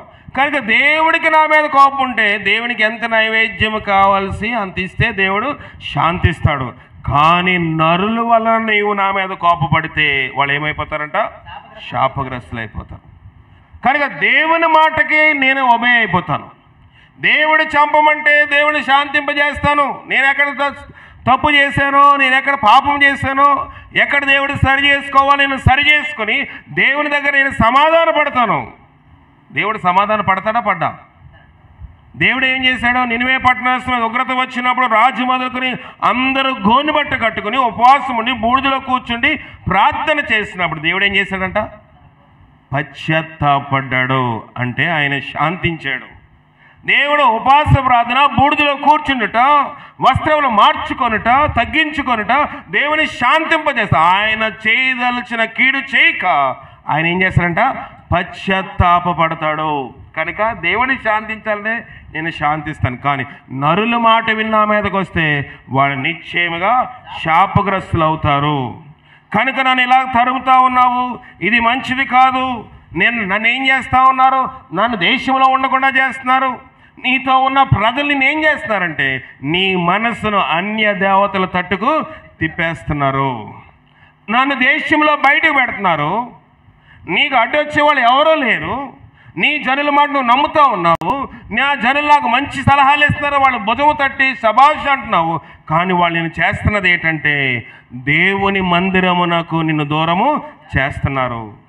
నేను దేవుని మందిరమునకు దూరము కాకుండాను గాక. నేను అరణ్యంలో ఉన్నా పర్లేదు, నేను పర్వతంలో నివాసం ఉన్నా పర్లేదు, దేశంలో నివాసం ఉన్నా పర్లేదు, నా దేవునికి మందిరమునకు నేను దూరము కాకుందును గాక అని అనిన తర్వాత ఏమైంది చదవండి. సౌలు, నేను పాపము చేసి ఈ దినమున నా ప్రాణము నీ దృష్టికి ప్రియముగా నుండబడిన దాన్ని బట్టి నేను నీకు ఒక కీడు చేయను. దావీదా, నాయన నా యొద్దకు తిరిగి రమ్ము, వెర్రివాడనే నేను బహు తప్పు చేసిందనగా దావీదు, రాజా ఇదిగో నీ ఈట నా యొద్దనున్నది, పనివారిలో నొకడు వచ్చి దాన్ని తీసుకుని వచ్చును.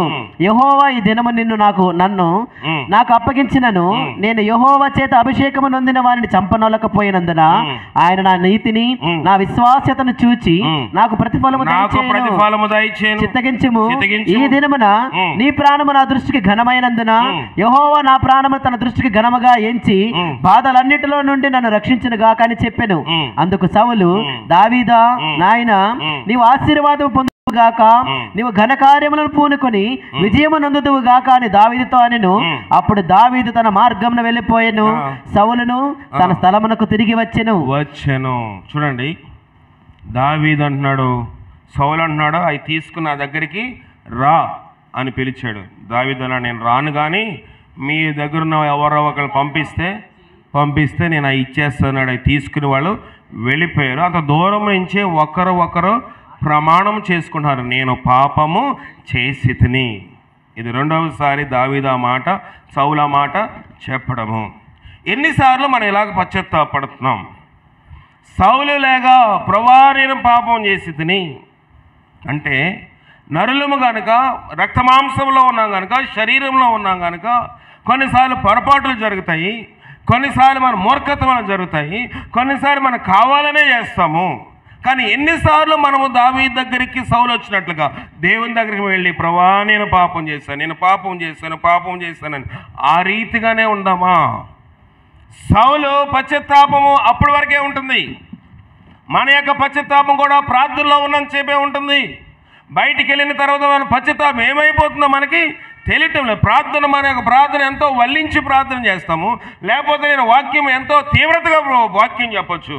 కానీ బయటికి వెళ్ళిన తర్వాత నా వాక్యము తీవ్రతగా తగ్గినట్టుగా నా ఆత్మీయ జీవితము లేకపోతే నా వాక్యము నిష్ప్రయోజనం. మీకు మీ ప్రార్థనకు తగినట్టుగా, మీ సాక్ష్యమునకు తగినట్టుగా, మీ పాటలకు తగినట్టుగా, మందిరంలో ఉన్న నీ ప్రవక్తనకు తగినట్టుగా లోకంలో మన ప్రవక్తన లేకపోతే నీవు, నేను, మనము ఎలాంటి వారమే? సౌలు లాంటి వాళ్ళమే. సౌలు నిత్యము దావీదు పిలుస్తున్నాడు, హెచ్చరిస్తున్నాడు, నాయన అన్నాడు, నేను పాపం చేశానన్నాడు, మళ్ళీ ప్రమాణం చేయించుకుంటున్నాడు, శాంతి పడుతున్నాడు, వెళ్ళిపోతా ఉన్నాడు. అలవాటు అయిపోతుందా భక్తి మనకి? దేవుని దగ్గర పశ్చాత్తాపడం నీకు నాకు అలవాటు అయిపోతుందా? దేవుని దగ్గర ప్రభువా నేను పాపినని ప్రార్థన చేయడం అలవాటు అయిపోతుందా? అలవాటు ఆచార సంబంధమైన ప్రార్థన భక్తిలోంచి మనం విడుదల కావాలి. దావీదుకి అలవాటు కాలేదు భక్తి. దావీదుకు ప్రార్థన అలవాటు కాదు, దావీదుకు ప్రార్థన ఆచారము కాదు. దావీదు నా హృదయానుసారుడు ఉందా, నా ఇష్టానుసారుడు. ప్రియమైన దేవుని సంగమా, ఎలాగుందో మన భక్తి? దేవుని సన్నిధిలోని ఒకలాగా ఉంటున్నాము, ఇంటికి వెళ్ళిన తర్వాత మరొకలాగా ఉండిపోతున్నాం. అనేక సార్లు దావీదు సౌలు యొక్క జీవితము ఈ యొక్క వృతాంతములు చదువుతూ ఉన్నాడు. ప్రభువా నేను ఇలాగున్నానేమో. సౌలు ఎలాగ వెళ్ళి పశ్చాత్తాపడము, దండం పెట్టడము, ఆపద మొక్కులు మొక్కడము, కష్టం వచ్చినప్పుడు రుణాల బాధలు ఉన్నాయి కనుక, లేకపోతే నాకు ఏదో సమస్యలు ఉన్నాయి కనుక ప్రభువా నేను తప్పు చేశాను ప్రభువా అని పశ్చాత్తాపడడం నాకు సర్వసాధారణం అయిపోతుందేమో. కాదు ప్రభువా, కక్కిన వాంతికి కుక్క ఆశించినట్లుగా ఆశించకుండా నన్ను చెయ్యి ప్రభువా. దావీదు యొక్క పశ్చాత్తాపం భిన్నంగా ఉంది, సౌలు యొక్క పశ్చాత్తాపము అలవాటు ఆచారంగా ఉంది. మన భక్తి అలవాటు ఆచారం అయిపోతుంది, మన యొక్క ప్రార్థన అలవాటు ఆచారం అయిపోతుంది, మన పాటలు అలవాటు ఆచారం అయిపోతుంది, నేను వాక్యం బోధించడం అలవాటు ఆచారం అయిపోతుందేమో. ప్రయోజనం లేదు నా బోధ వల్ల. నేను దేవుని దగ్గర పశ్చాత్తాపడుతూ దేవుని దగ్గర అడిగేది, దేవుని దగ్గర గోజాడేది అదే ప్రభువా, నా బోధ వల్ల ప్రయోజనం లేకపోతే నేను లోకంలో ఉండకుండా నన్ను డిస్మిస్ చేయి. నేను చేస్తున్న ప్రార్థన అదే. గత 2-3 సంవత్సరాల నుంచి ప్రభువా నా బోధ ఎవరికి ఆశీర్వాదకరంగా లేకపోతే, నా బోధ ఒక నటన అయితే, నా జీవితం ఒక నటన అయితే, ఈ లోకంలో ఉండడం మంచిది కాకపోతే నీ సన్నిధికి నన్ను చేర్చుకోగాని నేను భ్రష్టుడినై, వేషధారినై నరకానికి వెళ్ళనివ్వదు ప్రభువా.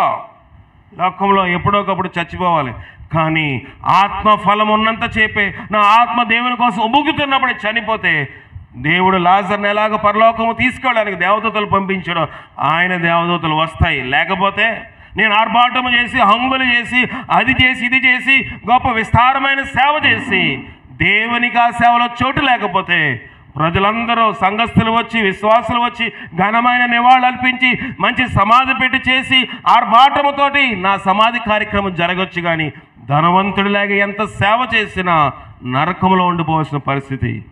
ఆ సేవకుడు చెప్పిన వాక్యం విన్నారు కదా, దేవుని సేవకులు కూడా ఆయన కఠినమైన పదం వాడవలసి వస్తుందంటే ఈ దినముల సేవ ఆ రీతికి దిగదారిపోయింది. ఈ దినముల సేవ ఏ ఒక పరిచర్య, ఒక వ్యాపారము, ఉద్యోగంలాగా అయిపోయింది కనుక మనుషులు దైవజనుల మీద ఒక కఠినమైన పదజాలం ఉపయోగించవలసి వస్తుంది. ప్రభువా నేను ఆ లిస్టులో ఉండకుండా నన్ను చెయ్యి ప్రభువా. నాకు భక్తి అలవాటు అవనివ్వదు, పశ్చాత్తాపడం అలవాటు అయిపోనివ్వదు. నేను పశ్చాత్తాపడం భక్తి అలవాటు అయిపోతే నా మనస్సు, నా హృదయం అయిపోతుంది, వాత వేయబడిపోతుంది. కనుక ప్రియమైన దేవుని సంగమం, ఈ మధ్యాహ్నకాల సమయంలో దావీదు ఎలాగున్నాడు? ప్రేమిస్తూ ఉన్నాడు. సౌలు పేరు మాత్రం ప్రార్థన. ఎలాంటి ప్రార్థన అంటే అలవాటు ప్రార్థన. ఎలాంటి పశ్చాత్తాపం అంటే అలవాటు పశ్చాత్తాపం. ఎలాంటి మొక్కులు అంటే ఆపద మొక్కులు మొక్కుతూ ఉన్నాడు. అలాంటి జీవితం మనకు ఉండడానికి వీలేదు. అలాంటి జీవితం మనకు లేకుండా మనం బలం పొందినట్లుగా పరిశుద్ధాత్మ శక్తి సహాయం చేసి కాపాడుగా ప్రార్థన చేసుకుందాం. ప్రార్థన చేయండి. ప్రభువా నీ శక్తి మాకు దయచేయండి. ప్రార్థన చేయండి. ప్రభువా నీ ఆత్మ చేత నింపండి, నీ బలం చేత నింపండి. ప్రార్థన చేయండి. అందరూ 2 నిమిషాలు ప్రార్థన చేసుకోండి. ఎవరు మౌనంగా ఉండదు. ప్రార్థన చేయండి. ప్రార్థన చేయండి. జీవం గల దేవా, నీ ఘనమైన పాదాలకు వేలాది వందనాలు, స్తుతులు, స్తోత్రాలు నా ప్రభువా. అయ్యా మధ్యాహ్న సమయంలో నా ప్రభువా పౌలు జీవితంలో మాకు జ్ఞాపకం చేసిన విధానాన్ని బట్టి స్తోత్రములు చెల్లిస్తూ ఉన్నాం. ప్రభువా దైవ సేవకులు మీరు వాడుకుంటా ఉన్నారు. అయా అనేక రీతిలుగా నా ప్రభువా దావీదు వలె ఏ విధంగా హెచ్చరిస్తూ ఉన్నాడు ప్రభువా. అయా ఇదిగో సేవకుల ద్వారా మీరు మాతో మాట్లాడుతూ ఉన్నారు. అనేక హెచ్చరికలు మాకు ఇస్తూ ఉన్నారు ప్రభువా. దావీదు అయా పశ్చాత్తాపం ఎలా ఉన్నది? అయా సౌలు పశ్చాత్తాపం నా ప్రభువా అలవాటు భక్తిగా మారిపోతా ఉన్నది. మా బ్రతుకు అలా ఉన్నదేమో ప్రభువా. మేము కూడా సౌలు వలె నా ప్రభువా ఎన్నిసార్లు మీరు అవకాశం ఇస్తున్నప్పటికీ నా ప్రభువా అయా ఎదుగు సంఘంలో ఉన్నప్పుడు అయా పశ్చాత్తాపడిన వారుగా నటిస్తూ ప్రభువా లోకంలో యథావిధిగా జీవించే వారముగా ఉన్నామేమో ప్రభువా. దయతో మమ్మల్ని క్షమించమని ప్రార్థిస్తూ ఉన్నాం ప్రభువా. నిన్ను పట్ట తండ్రి అయా ఇదిగో దేవుని కుమారుడిగా ఉన్న నీవు కూడా నా తండ్రి పశ్చాత్తాపతుడై వారి మీదకి రావాల్సినటువంటి శ్రమను తప్పించి ఉన్నారు ప్రభువా. మేమైతే నా తండ్రి నేను ఇంకా సిలువ వేసేవారముగా ఉన్నామేమో. సవరికి ఇచ్చినటువంటి అవకాశాలు మాకు ఎన్నో ఇస్తూ ఉన్నారు ప్రభువా. అయా దావీదైతే శత్రువులను సహితము ప్రేమించి నా ప్రభువా వారిని సరైన దారిలోకి తీసుకొని రావాలని అనేక మార్లు గద్దిస్తూ ఉన్నారు. మీరు నా ప్రభువా నన్ను కూడా మీరు అనేక రకాలుగా మాట్లాడుతూ గద్దిస్తూ ఉన్నా అయా మేము తెలుసుకోలేని వారముగా ఉన్నామేమో దేవా. మమ్మల్ని జ్ఞాపకం చేసుకోండి, మమ్మల్ని క్షమించండి నా ప్రభువా. మా బ్రతుకులు మా జీవితాలు ఎలా ఉన్నాయో అయా సౌలుకి ఇచ్చిన రీతిగా ప్రభువా, సేవకులు చెప్పిన రీతిగా ప్రభువా మా బ్రతుకులు ఎలా ఉన్నా మేము వేషధారుల వల్లే జీవిస్తూ ఉన్నామేమో ప్రభువా. ఇదిగో నా తండ్రి ఇద్దరు సహోదరులు ఉపమానం చెప్పిన రీతిగా అయా మా బ్రతుకులు కూడా మందిరాలకు వచ్చినప్పటికీ మా మనసులో ఎక్కడో లోకంలో ఉంచేవారముగా ఉంటా ఉన్నాం ప్రభువా. మందిరానికి వచ్చినప్పుడు ప్రవర్తన జాగ్రత్తగా చూసుకోమని చెప్తా ఉన్నావు ప్రభువా. మేమైతే జాగ్రత్త వహించలేని వారముగా ఉంటా ఉన్నాం. మమ్మల్ని క్షమించండి, మమ్మల్ని మార్చండి ప్రభువా. ఎన్నో తరుణాలు ఎన్నో సమయాలు మాకు ఇస్తా ఉన్నారు. మేము ఇంకా జారిపోయే వారముగా ఉన్నామేమో. జ్ఞాపకం చేసుకోండి ప్రభువా. సౌలు అనేక సార్లు నా ప్రభువా పశ్చాత్తాపం కలిగిన వ్యక్తిగా ఉంటా ఉన్నాడు, మరలా తప్పిపోయేవాడిగా ఉన్నాడు ప్రభువా. నేను కూడా అలాగే ఉన్నానేమో, మేము కూడా అలాగే ఉన్నామేమో ప్రభువా. ఒక్కసారి జ్ఞాపకం చేసుకో.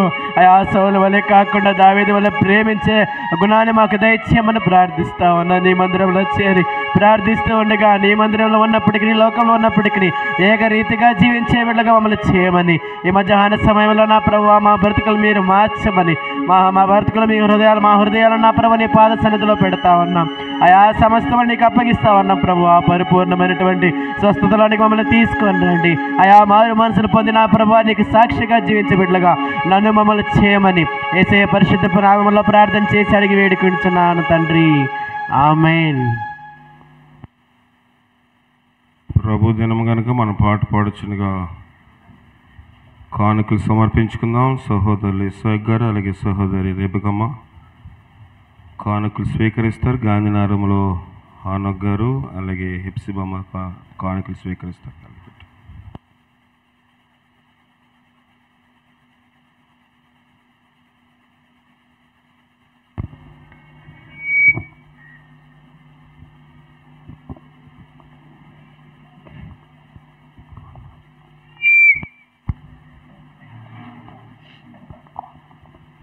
ముప్పై 36 పాట పాడుకుందాం. దాసులారా ధరణిని వేసుకున్న పాట పాడదాం.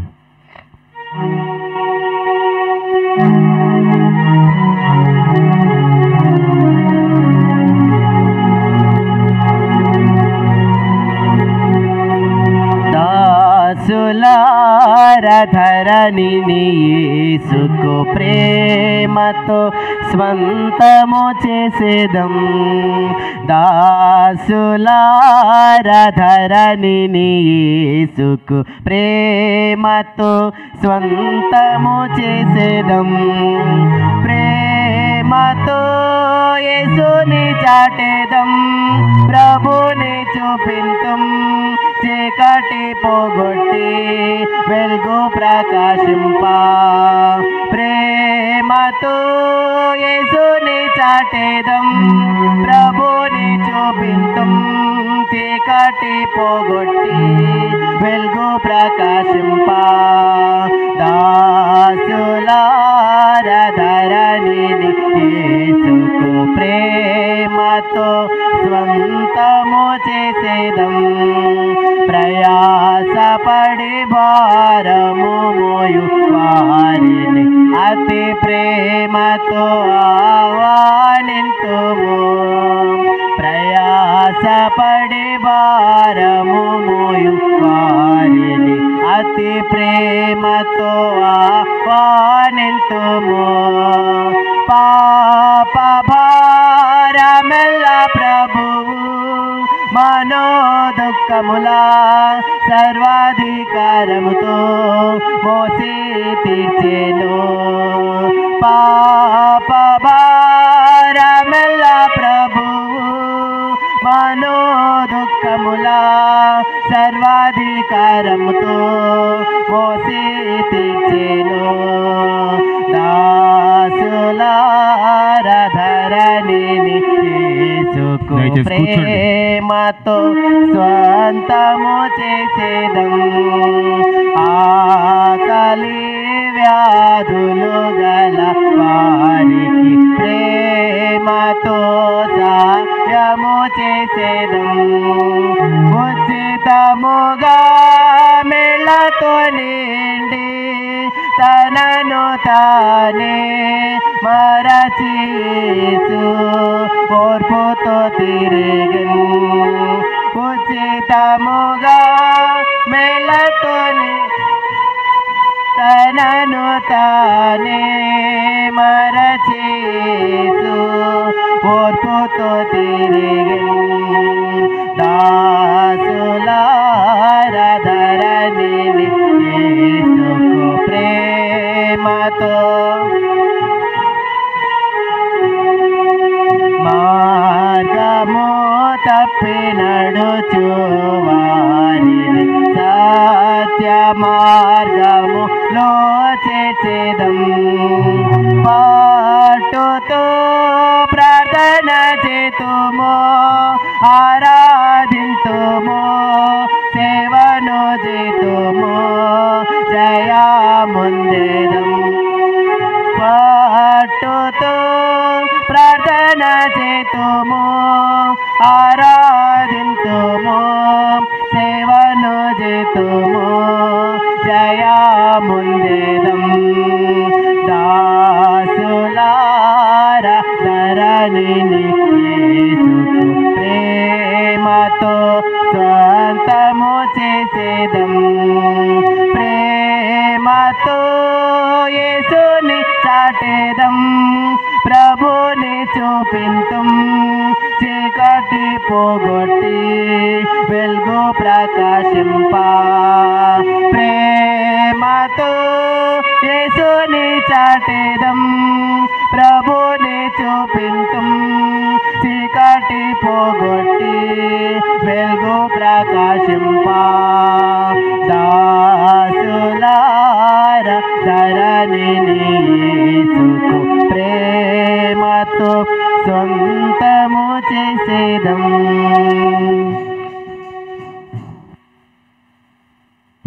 జీవగల దేవా, నీ ఘనమైన పాదములు కొందాములు నిన్ను ఆరాధించుకుని గృహాలకు వెళ్తా ఉన్నాము.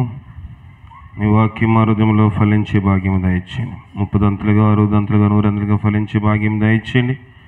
తీసుకొచ్చిన కానుకలు అర్పణలు ప్రతిష్టార్పణలు నీకు అంగీకారంగా చేసి వారు ఇచ్చిన దాంట్లో రెట్టింపు ఆశీర్వాదం ఘనతకు కారణంగా చేసి బలపరచమని, అలాగే సౌలు వలె అలవాటు ఆచార భక్తి కాకుండా ఆపద మొక్కులు వలె కాకుండా పశ్చాత్తాపము, ప్రార్థన, ఆరాధించడం అలవాటు కాకుండా దావీదు వలె హృదయం అంతటితో అని సరిచేసుకునే భాగ్యము నాకు మాకు మీరు దయచేయమని మా ప్రభువును రక్షకుడైన క్రీస్తు ద్వారా అడిగి వేడుకొనిచున్నాం పరమ తండ్రి. ఆమేన్. మనం పరమ తండ్రి అయిన దేవుని యొక్క ప్రేమ, కుమారుడైన యేసుక్రీస్తు వారికి కృప, పరిశుద్ధాత్మికమైన సహవాసము ఇప్పుడు ఎల్లప్పుడూ సదా మనకి తోడండి నడిపించి కాపాడనుగాక. ఆమేన్. అందరికీ వందనాలు. లైవ్లో ఉన్నవారికి ప్రత్యేకమైన వందనాలు. సెలవు తీసుకు